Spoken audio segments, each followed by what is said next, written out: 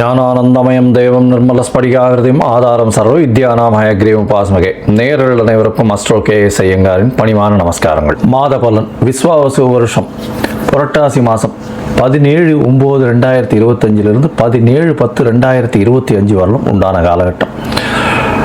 இந்த மாதம் மிகவும் விசேஷமான மாதம். தட்சிணாயனத்தில் மூன்றாவது மாதமாக சொல்லக்கூடியது பித்திருக்களுக்குன்னே உண்டான மாதம். அதாவது கோவிந்தா மாதம்னு சொல்லுவாங்க. அதாவது வெங்கடேச பெருமாளுக்கு மிகவும் ஏற்றமான மாதம்.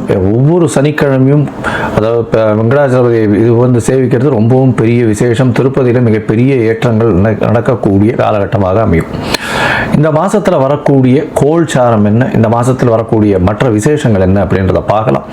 இந்த மாதத்தில் கோல்சாரம்னு பார்த்தோம்னா காலபுருஷ தத்துவத்தின் 3வது ராசி அப்படின்னு சொல்லக்கூடிய மிதுனத்தில் குரு, சிம்மத்தில் 5வது ராசியான சிம்மத்தில் சுக்கிரனும் கேதுவும், 6வது ராசியான கன்னியில் புதனும் சூரியனும், 7வது ராசியில் செவ்வாய் அதாவது துலாத்தில், கும்பத்தில் சனி வக்ரம் இருக்கார், ராகுவும் இருக்கார்.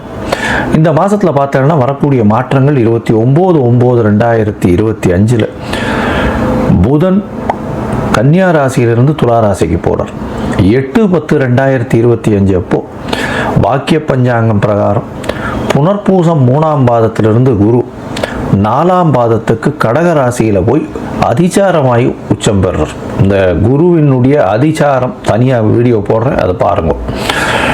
ஒரு ராசிக்கும் எப்படி இருக்கும்ன்றது தனியாக போடுறேன். ஏன்னா இது வருஷ கிரகம். கிட்டத்தட்ட ஒரு 4 மாதத்துக்கு மேலே 4-5 மாதத்துக்கு மேலே குரு அங்கே இருக்க போகிறார். ஏன்னா வக்கரகதியும் அடைகிறார். ஒரு 2 மாதம் கழித்து வக்கரகதி அடைகிறார். அதுக்கப்புறம் மிதுனத்துக்கு போகிறார். மிதுனத்தில் வக்கரகதியிலேருந்து திரும்பியும் அவர் இதுவாகி பிப்ரவரி வரணும். இந்த வக்கரகதியிலேருந்து வக்கர நிவர்த்தி பிப்ரவரி மார்ச்சில் தான் வரும். சரி, இந்த மாதத்தில் சுக்கிரனுடைய மாறுதல் சிம்மத்திலிருந்து கன்னிக்கு வரார் 10/10/2025 அப்போ. இந்த மாறுதல்களோடு இந்த மாதம் நடக்கிறது. இந்த மாதத்தில் வரக்கூடிய விசேஷ நாள் அப்படின்னு சொல்லும் பொழுது 21ஆம் தேதி மகாலய அமாவாசை, அதாவது பித்திருக்களுக்கு தர்ப்பணம் கொடுக்க வேண்டிய நாள். அதாவது தை அமாவாசை, மாலை அமாவாசை, ஆடி அமாவாசை இதெல்லாம் ரொம்பவுமே பிரசித்தி பெற்றது. இந்த அமாவாசைகளில் நிச்சயமாக பித்திருக்களுக்கு உண்டான அதாவது கர்மங்களை செய்யக்கூடியதும் அதுக்கு இப்போ உண்டான கோவில்களுக்கு சென்று வருவதும் மிகவும் முக்கியம். அன்றைக்கி பித்திருக்களுக்கு உண்டான விஷயங்களை மட்டும்தான் செய்ய வேண்டும். புதுசாக ஆரம்பிக்கிறோம், ஏதாவது ஒரு வியாபாரம் ஆரம்பிக்கிறது, படிப்பு ஆரம்பிக்கிறது, அந்த மாதிரி எல்லாம் பண்ணக்கூடாது. அன்றைக்கி பித்திருக்களுக்குன்னு சொல்லக்கூடிய நாட்கள். அதனால் அதற்குண்டான விஷயங்களை மட்டும்தான் செய்ய வேண்டும். அதாவது சாப்பாடு தானம் கொடுக்கலாம். ஏழை எளியவர்களுக்கு அன்னதானம் கொடுக்கறது ரொம்ப விசேஷம். இந்த மாதத்தில் பார்த்தாலே நவராத்திரி வருது. பெரிய விசேஷமான ஒரு அதாவது இந்தியாவில் மிகவும் பிரசித்தி பெற்ற 9 நாட்கள் 9 அதாவது பெண் தெய்வத்தை வைத்து அதாவது வணங்கக்கூடிய காலகட்டம். ஒரு 9 நாட்களும் சரி மிகவும் ஏற்றமான காலம். முதல் 3 நாட்கள் பார்வதிக்கும், அடுத்த 3 நாட்கள் லக்ஷ்மிக்கும், அடுத்த 3 நாட்கள் சரஸ்வதிக்கும், 9 நாட்கள் மிகவும் ஏற்றமான காலம். கடைசி 9வது நாள் சரஸ்வதி பூஜை, அதாவது ஆயுத பூஜை இதெல்லாம் வரும். அது அதாவது 1/10/2025 அன்னைக்கு சரஸ்வதி பூஜை, ஆயுத பூஜை சொல்லுவாங்க. விஜயதசமி எல்லாவற்றிலும் வெற்றி கிடைக்கக்கூடிய நாள் அப்படின்னு சொல்லக்கூடியது. அன்னைக்கு புதிதான விஷயங்களை ஆரம்பிப்பது ரொம்பவும் நல்லது. அந்த வெற்றி கிடைக்கக்கூடிய நாள் 2/10/2025 புதுசாக எந்த ஒரு விஷயத்தையும் தொடங்கிறதுக்கு ஆரம்பிக்கிறதுக்கு ஏற்ற நாள். இதை தவிர பார்த்தாலேயானால் 2/10 அன்னைக்கு அக்டோபர் 2 சொல்லக்கூடியது காந்தி ஜெயந்தி. நம்மளுடைய தேசப்பிதாவினுடைய அதாவது பிறந்த தினமாக சொல்லக்கூடியது காந்தி ஜெயந்தி. ஸோ அதனால் அதுவும் ரொம்ப விசேஷம். தேசத்திற்காக பாடுபட்டவர், தேசத்தின் சுதந்திரத்திற்காக பாடுபட்டவர். இந்த மாதத்தில் பார்த்தாலேயானால் மேஷம் முதல் மீனம் வரை ஒரு ராசிக்கா என்ன மாதிரியான ஏற்றங்கள், என்னென்ன விசேஷங்கள், மாற்றங்கள் இருக்குது அப்படின்றத பார்ப்போம். அதற்கு முன்னாடி என்னுடைய மொபைல் நம்பர் கீழே ஸ்க்ராலிங்கில் வந்துட்டுருக்கோம். உங்களுக்கு அஸ்ட்ராலஜிக்கல் கன்சல்ட் தேவைப்பட்டதுன்னா எனக்கு ஃபோன் பண்ணுங்க. உங்களுடைய date, time, place of birth, உங்களுடைய பெயர், தாய் தகப்பனார் பெயர் இது வரணும் நீங்கள் அனுப்புங்க. என்னுடைய கட்டணம் என்னன்னு சொல்கிறேன். அந்த கட்டணத்தை அனுப்பிட்டு UTR நம்பர் ஷேர் பண்ணுங்க. உங்களுக்கு முதல்ல உங்களுடைய ஜாதகத்தை PDF போடுறேன். அதில் சந்தி இருக்கான்றதை பார்க்குறேன். நட்சத்திர சந்தி, நட்சத்திர பாத சந்தி, அதை தவிர லக்ன சந்தி, லக்ன பாத சந்திகள் இருக்கிறத பார்ப்போம். ஏன்னா எனக்கு தெரிஞ்சு 50 வயசு 55 வயசில் இருக்கிறவா எல்லாமே இந்த பாத சந்தியில் ரொம்ப இந்த லக்னத்துக்கு இந்த தசை ரொம்ப நன்னா இருக்கும்னு நினச்சிட்டு இருப்போம். ஆனால் ரொம்ப மோசமாக இருக்கும். ஏன்னா அதற்கு முந்தின பாதத்தில் பிறந்திருப்பார். எடுத்துக்காட்டாக பார்த்தாலே ஏன்னால் விசாகம் 3ஆம் பாதத்தில் பிறந்திருப்பார். ஆனால் விசாகம் 4ஆம் பாதம்னு எழுதி விருச்சிக ராசின்னு வச்சுருப்பார். 3ஆம் பாதமாக இருந்ததுன்னா துலா ராசி. துலா ராசிக்கு துலா லக்னமோ துலா ராசிக்கு உண்டான சுவர்கள் வேறு, பாவர்கள் வேறு, சமமானவர்களும் வேறு, அதே மாதிரி விருச்சிக ராசிக்கு உண்டானவர்களும் வேறு. அதனால் வந்து பார்த்தோம்னா இப்போ நல்லது நடக்கும்னு நினச்சிட்டு யாராவது ஜோசியத்தில் சொல்லியிருப்பா எழுதி வச்சதை பார்த்து, அதில் வந்து பார்த்தாலேயானால் ஒரு மாறுதலாகி உங்களுக்கு எல்லா விஷயங்களும் அடிபட்டுட்டே இருக்கும். அதனால் அதை முதல்ல ஒழுங்காக பார்த்து சந்தியை சரியாக பார்த்து செஞ்சால் மட்டும்தான் உங்களுடைய ஜாதகம் சரியாக இருக்கும். அதற்கு பிறகு உங்களுடைய தசாபுக்தி அந்தரம் சூக்ஷ்மம் இன்றைய காலகட்டத்தினுடைய நிலைமைகள், இன்றைய நிலைமையில் இருக்கக்கூடிய கோல்சாரம் நிலைமைகள் எப்படி இருக்குன்றதை பார்த்து உங்களுக்கு உண்டான தீர்வு என்ன அப்படின்றத சொல்கிறேன். இதன் மூலியமாக உங்களுடைய வாழ்க்கையில் வளர்ச்சியும் மலர்ச்சியும் இருக்கக்கூடிய வாய்ப்புகள் உண்டு. சரி, இப்போ ஒரு ராசியாக மேஷம் முதல் மீனம் வரை எப்படி இருக்குன்றதை பார்ப்போம். இந்த காலகட்டத்தில் உங்களுடைய சந்திராஷ்டம நாட்கள் என்னென்ன வருது, அதில் என்னென்ன செய்யலாம், என்னென்ன எளிய பரிகாரங்கள் செய்யலாம், என்னென்ன கோவிலுக்கு அருகில் போய் சென்று வரலாம் அப்படின்றதையும் சொல்கிறேன்.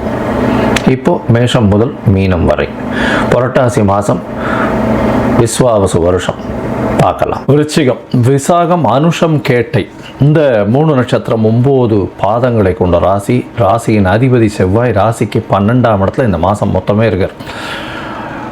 புரட்டாசி மாதம் விஸ்வாவசு வருஷம் 17/9/2025 17/10/2025 வரலும் உண்டான பலன்கள் என்ன அப்படின்றத பார்க்கலாம். விருச்சிக ராசிக்காரர்களுக்கு ராசிநாதன் 12ஆம் இடத்துல இருக்கார், மறைஞ்சு இருக்கார். இதனால் என்ன அப்படின்னா ஒருவித மனக்குழப்பம் இருக்கும், மனசில் கொஞ்சம் பயம் இருக்கும். எப்போவுமே வந்து நம்ம செய்கிறது சரியா இல்லையா அப்படின்றது இருக்கும். தூக்கம் கெடக்கூடிய வாய்ப்புகள் நிச்சயமாக இருக்கும். அலைச்சல் வேறு அதிகமாக இருக்கும். ஏன்னா 4ஆம் இடத்துல வந்து சனி வக்கரகதியில் இருக்கார், ராகுவோடு இருக்கார். அதனால் வந்து அர்த்தாஷ்டம சனியாக இருக்கிறதுனாலையும் ராகுவோடு இருக்கிறதுனாலையும் கண்டிப்பாக வந்து தூக்கம் கெடக்கூடிய வாய்ப்புகள், அலைச்சல் இருக்கக்கூடிய வாய்ப்புகள், எல்லாத்திலையுமே அதிகமாக ஓட்டம் இருக்கக்கூடிய வாய்ப்புகள் மிகவும் அதிகமாக இருக்கும். சரி, இந்த மாதத்தில் பார்த்தேன்னா உங்களுடைய ராசிநாதன் 12ஆம் இடத்துல இருக்காருன்றது ஒரு பக்கம். இன்னொரு பக்கம் பார்த்தேன்னா மாத கிரகம்னு சொல்லக்கூடியது செவ்வாயை தவிர வந்து சூரியன், புதன் மற்றும் சுக்கிரன் இது எந்தெந்த கணக்கில் இருக்குது அப்படின்றத பார்ப்போம். சூரியன் ராசிக்கு 11ஆம் இடத்துல இருக்கிறார், பெரிய ஏற்றம். 11ஆம் அதிபதியும் அவரோட சேர்ந்து இருக்கார், நல்ல ஒரு ஏற்றம். அதனால் என்ன அப்படின்னா நீங்கள் நினைத்த காரியங்கள் நிச்சயமாக நடக்கக்கூடிய காலகட்டமாக அமையும். எது நினைக்கிறீங்களோ அதில் நிச்சயமாக கண்டிப்பாக உங்களுக்கு அச்சீவ்மெண்ட் வரும். நீங்கள் எடுத்த காரியங்கள் சீராக நடைபெறும். லாபங்கள் உண்டு. தொழிலில் அதீதமான லாபங்கள் இருக்கக்கூடிய வாய்ப்புகள் உண்டு. உங்களுடைய ராசிக்கு 10ஆம் அதிபதி 11ஆம் இடத்துல, 11ஆம் அதிபதி 11ஆம் இடத்துல மூத்த சகோதர சகோதரிகள் மூலியமாக நல்ல ஒரு ஏற்றம் கிடைக்கக்கூடிய காலகட்டமாக அமையும். இந்த மாதத்தில் பார்த்தாலேனா உங்களுடைய ராசிக்கு 10ஆம் இடத்துல 12ஆம் அதிபதி இருக்கிறதுனால சிறு சிறு செலவுகள் உங்களுடைய தொழிலுக்குன்னு செய்ய வேண்டிய காலகட்டாயமாக இருக்கும். வெளியூர் வெளிமாநிலம் சென்று வரக்கூடிய வாய்ப்புகள் நிச்சயமாக இருக்கும். தொழிலுக்குன்னு புதுசாக தொழிலை எக்ஸ்பேண்ட் பண்ணக்கூடிய வாய்ப்புகள் நிச்சயமாக இருக்கும்.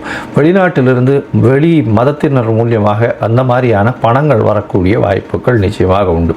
இந்த மாதத்தில் பார்க்கும்பொழுது குருவும் மாறுதல் அடைகிறார். அதாவது வருஷ கிரகம்னு சொல்லக்கூடிய குரு 8ஆம் இடத்துலேருந்து 9ஆம் இடத்துக்கு வரார். இது ஒரு பெரிய ஏற்றம். உங்களுக்கு பார்த்தோன்னா நல்ல ஒரு ஜாக்பாட் அடிக்கக்கூடிய காலகட்டம்னே சொல்லலாம். அதுவும் வந்து 8/10/2025 அப்போ பார்த்தேனால் குரு அதிசாரமாகுது அப்படின்னா கடகத்தில் போய் உச்சம் பெறக்கூடிய காலகட்டம். அவர் உங்களுடைய ராசிக்கு 2-5 அதிபதினு சொல்லக்கூடியவர்.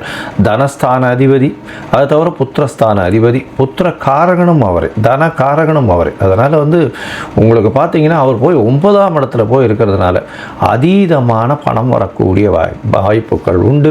உங்களுடைய பாக்கியங்கள் பெருகும். என்ன சார் பாக்கியம்னா என்ன, அதன் மூலியமாக பணம் எப்படி வரும் அப்படின்னா உங்களுக்குன்னு பார்த்தீங்கன்னா ஒரு பெரிய பொசிஷன் வரக்கூடிய ஏற்றங்கள் வரும். உங்களுக்கு பதவி உயர்வு, உங்களுக்கு இவ்வளோ நாளாக வெயிட் பண்ணிட்டு இருக்கக்கூடிய பதவி உயர்வுகள் டபால்னு வரக்கூடிய வாய்ப்பு உண்டு. அதை தவிர பார்த்தீங்கன்னா இந்த விருச்சிக ராசிக்காரர்களுக்கு படிப்புக்குன்னு வெளிநாடு போகணுன்னு பார்த்துருந்தாங்கன்னா நிச்சயமாக படிப்புக்கு வெளிநாடு போகக்கூடிய வாய்ப்பு உண்டு. உடல் நலத்தில் நல்ல ஒரு ஏற்றம் இருக்கக்கூடிய காலகட்டம்.